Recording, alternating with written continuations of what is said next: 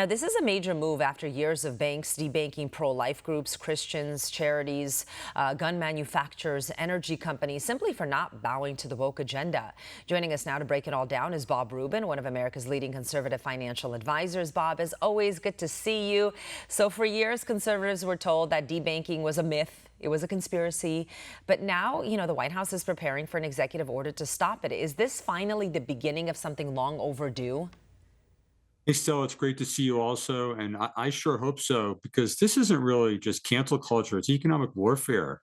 I mean, big banks have been debanking conservatives for Christian charities, private.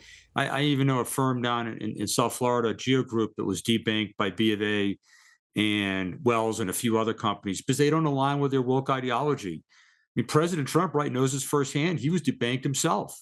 Now he's stepping in with an executive order to stop it. It's time we say you can cancel our values, but you can't cancel our business. Yeah, I mean, to hear him talk about it and say millions or millions in these, bank accounts, and he'd been a client for many, many years. I mean, like you just said, you've worked with clients, across faith, the firearms, energy sectors.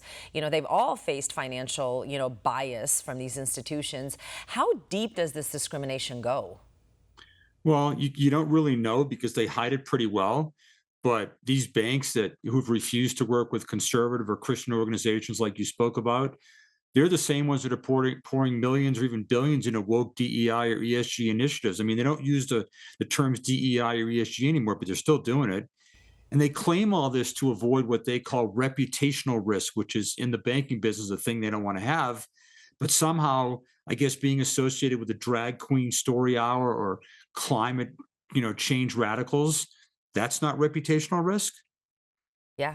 I mean, what steps can, everyday Americans take, I guess, to shield themselves? Well, I guess we now have a regulatory environment that you would hope would accept a complaint. Like if you have a regular business and you're debanked, the Office of Control of Currency, which regulates the banks, write to them and complain about it. I mean, I've always thought that this was just plain illegal. Like, why can a bank, because they don't like what you do for a business, say that we just don't want to do business with you? I mean, we're free in this country. I mean, if the business isn't illegal, if it's a private prison company or it's a conservative organization, there's nothing illegal about Hmm. that. So if it happens to somebody, just complain to the OCC. Yeah. Hopefully they'll take that complaint up and do something about it. I want to shift a little to a different topic. We've watched President Trump take on the powerful institutions, before China, NATO, Wall Street, and he won. His tariff strategy forced countries back to the negotiating table.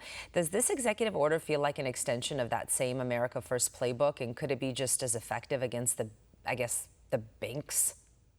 I hope so, right? Like, I hope that doing something like this puts the banks on notice that you can't do this. You can't just not do business with somebody because you don't like them. You don't like what they do for business. Like, so yeah, I hope you're right. I hope that this is something that President Trump saw as just wrong, and he's trying to just fix things that are just wrong in our society. And I think it's great if it works. I think it's awesome. Yeah, well, you'll be watching it, that's for sure. Bob Oh Rubin, yeah. yeah, as always, good to see you. Thank you so much for being here. Thank you, Stella. Have a great day. You too. For all our viewers asking where One America News is heading in the future, we would like to introduce you to OAN Live.